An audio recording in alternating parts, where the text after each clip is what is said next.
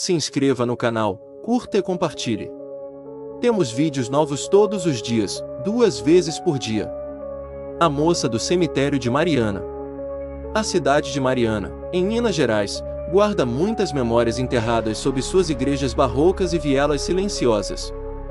Mas ninguém fala em voz alta sobre o que acontece nas noites em que o sino da Capela dos Aflitos toca sozinho.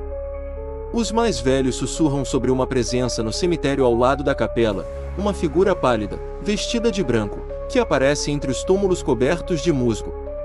A chamam de a moça do cemitério, mas ninguém sabe quem ela foi, nem porque ainda caminha entre os mortos. Disse que ela aparece apenas nas madrugadas de lua cheia, sempre às 3h33 da manhã. Moradores juram ter visto a figura parada sob a cruz central, chorando baixinho. Um pranto que gela até os ossos e faz os cães da vizinhança uivarem como se sentissem a própria morte rondando. Os registros da paróquia não trazem menção de uma moça enterrada sozinha ali. Mas algo está errado. O coveiro, seu Antonino, nunca mais voltou a trabalhar desde aquela noite em que resolveu beber no turno da madrugada. Segundo ele, a terra tremia perto da sepultura sem nome, e do chão subia um lamento sufocado, como se a terra tentasse engolir o próprio grito. Ele conta que viu a mulher surgir da névoa, cabelos encharcados, pés descalços, olhos vazios. Ela passou por ele sem olhar, mas ele jurou sentir o frio da morte cravar-se em seus ossos. Desde então, vive recluso, rezando, com a janela trancada mesmo no verão escaldante. As histórias foram ficando mais intensas. Um casal de turistas que acampava nos arredores desapareceu em 2018, deixando apenas uma barraca rasgada e um gravador com uma voz sussurrando: "Por que vocês me esqueceram?" A polícia tratou como caso de animal selvagem. Mas os moradores sabiam que naquela parte da mata não havia onças há décadas. E o cemitério ficava a menos de 300 metros dali. A mãe de um dos turistas voltou meses depois e deixou flores no túmulo sem nome. Jurou ter visto a moça à distância, parada atrás de uma lápide. Disse que ela sorriu. Um sorriso torto, triste, de alguém que sabia de coisas demais. Depois daquele dia, o túmulo ganhou uma placa de madeira com as palavras: "Perdoe-nos". Ninguém soube dizer quem colocou aquilo ali. O padre tentou exorcizar o lugar. Chegou a trazer um bispo de Belo Horizonte. Mas a cerimônia foi interrompida quando todos os sinos da cidade começaram a badalar ao mesmo tempo. O chão rachou ao pé da cruz central, revelando uma pequena caixa de madeira antiga. Nela, apenas uma boneca de pano e uma carta escrita com tinta vermelha: "Eu acordei". Desde então, ninguém mais ousa entrar no cemitério à noite. As grades foram soldadas, e uma câmera de segurança foi instalada. Mas mesmo com tudo isso, a figura ainda aparece. As imagens são sempre corrompidas às 3h33. O que aparece na gravação é apenas estática e, por alguns segundos, o som abafado de uma voz cantando uma cantiga de ninar. Em 2022, Clara, uma jovem estudante de História da Arte, decidiu fazer seu TCC sobre lendas urbanas mineiras. A história da moça do cemitério a atraiu como um imã. Ela era cética, racional, e achava que poderia desmistificar tudo com entrevistas e arquivos. Chegou em Mariana com sua câmera, caderno de campo e uma coragem que ela mesma julgava admirável. O povo local a recebeu com simpatia, mas quando mencionava o cemitério, o silêncio era imediato. Na primeira semana, Clara visitou arquivos da igreja, leu testamentos, diários antigos e até jornais amarelados do século XIX. Um nome começou a surgir com frequência desconcertante: Beatriz Lessa. Uma jovem que teria morrido em 1899, vítima de febre tifoide, mas cujas menções eram sempre cercadas de palavras riscadas, páginas rasgadas ou manchas que pareciam deliberadamente colocadas. O túmulo de Beatriz, segundo um mapa antigo, deveria estar onde hoje há apenas uma cruz de pedra carcomida. Clara decidiu ir até lá ao entardecer, ignorando os avisos do padre e da dona Alzira, a zeladora da capela. Levará flores secas e seu gravador de voz. Às 18 horas, o local parecia apenas antigo e silencioso. Mas assim que o sol sumiu, Clara sentiu uma mudança no ar. Um silêncio opressor, como se o mundo tivesse prendido a respiração. O gravador começou a chiar sozinho. Ela não apertara nada. Uma voz fraca surgiu, repetindo a mesma frase. Você também vai esquecer. Clara congelou. Achou que fosse interferência. Mas ao olhar para o visor, viu que a gravação havia começado às 3h33, impossível, já que ainda eram 7 da noite. Assustada, saiu correndo, tropeçando em raízes e pedras. Ao ouvir o áudio mais tarde, em seu quarto na pousada, a voz estava lá. Mas havia mais. Ao fundo, um canto de ninar repetia-se em um ritmo perturbador, com risadas intercaladas. Ela pesquisou a letra. Era uma cantiga de origem portuguesa, usada em antigos velórios de crianças. Seu estômago revirou. Aquilo estava longe de ser apenas uma lenda. Na noite seguinte, Clara acordou com o som do sino tocando. Olhou pela janela e viu alguém parado na rua de pedra, olhando para cima, diretamente para seu quarto. A figura usava um vestido branco, e mesmo na distância, Clara sentiu o olhar perfurar sua alma. A mulher ergueu o braço lentamente e apontou para o cemitério. Depois, desapareceu com o vento. Decidida, Clara voltou ao túmulo na madrugada seguinte. Levou uma pá. Queria provas. Mas ao começar a cavar, sentiu a terra ficar fria e pastosa, como carne em decomposição. Depois de 3 camadas, algo a impediu de continuar. A pá bateu em uma caixa de madeira idêntica à que fora achada anos antes. Quando abriu, encontrou a mesma boneca, agora com olhos de vidro, e uma mecha de cabelo humano. Então, a terra começou a tremer. Clara gritou por socorro, mas ninguém respondeu. A terra parecia sugar suas pernas enquanto o vento girava em espiral ao seu redor, carregando um cheiro de vela e carne podre. A boneca caiu da caixa e seus olhos brilharam por um segundo antes de se apagarem. Um sussurro preencheu a noite. Você me viu. Agora, verá o que eles esconderam.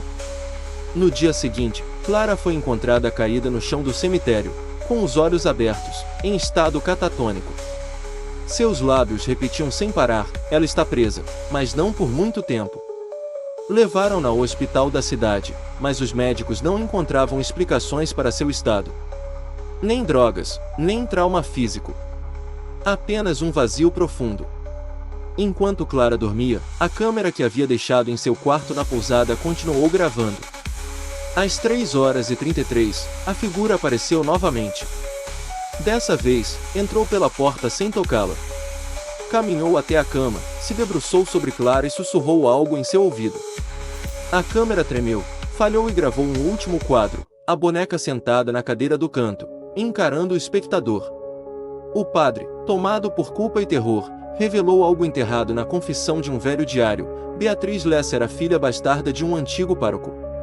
A mãe, lavadeira da cidade, foi acusada de bruxaria após a morte da criança e queimada viva em segredo. O corpo da menina foi enterrado sem ritual, sem nome, amaldiçoando a terra com sua dor não dita. A cada geração, alguém era escolhido para lembrar. Para carregar a dor da menina esquecida. Quando esqueciam, ela voltava. Beatriz era a dor do silêncio, do pecado encoberto, do luto sem consolo. E agora, havia sido ouvida novamente. A cidade entrou em pânico. Fogem da capela, fogem da cruz. Mas os sinos continuam a tocar, mesmo com os mecanismos desligados. O túmulo continua lá, com a placa "Perdoe-nos" enterrada em musgo e medo. E em noites de lua cheia, a cantiga ecoa entre as lápides. E Clara? Ainda está no hospital. Mas agora sorri. Um sorriso vazio, com os olhos sempre voltados para a parede onde ela desenhou, com sangue, uma boneca de pano sentada ao lado de uma sepultura. Após o surto, a universidade cancelou a pesquisa de Clara. Os arquivos foram selados e os moradores proibidos de falar com a imprensa. Um silêncio forçado pairava sobre Mariana. Mas um professor aposentado, curioso demais, resolveu investigar por conta própria. Chamava-se Raul, e acreditava que havia uma conexão entre Beatriz e outras aparições registradas em cidades vizinhas. Raul encontrou uma carta datada de 1903, enviada por uma freira de Ouro Preto a um sacerdote em Mariana. A carta falava de uma alma vinculada à terra pelo sangue derramado e pela injustiça, e alertava que, sem redenção, a entidade traria loucura às próximas gerações. Ao comparar datas, Raul percebeu que Clara era tataraneta da lavadeira acusada de bruxaria. O ciclo havia se fechado. A figura feminina, até então chamada de moça, começou a aparecer em outros lugares. Em igrejas, em ruínas, até em sonhos de crianças. Todos relatavam a mesma cantiga, o mesmo olhar vazio. Clara havia se tornado o novo canal da presença, e agora ela queria mais do que lembrança. Queria reparação. Queria justiça. Raul confrontou Clara no hospital, armado com relíquias sagradas e textos antigos. Mas ao se aproximar, Clara sorriu com a voz da menina morta. Você chegou tarde, professor. Então, as luzes piscaram e Raul foi lançado contra a parede. Morreu com os olhos derretidos, segundo o legista. As câmeras de segurança mostraram apenas estática. A cidade começou a perder sua identidade. Turistas sumiam, moradores se mudavam, e a igreja foi fechada por tempo indeterminado.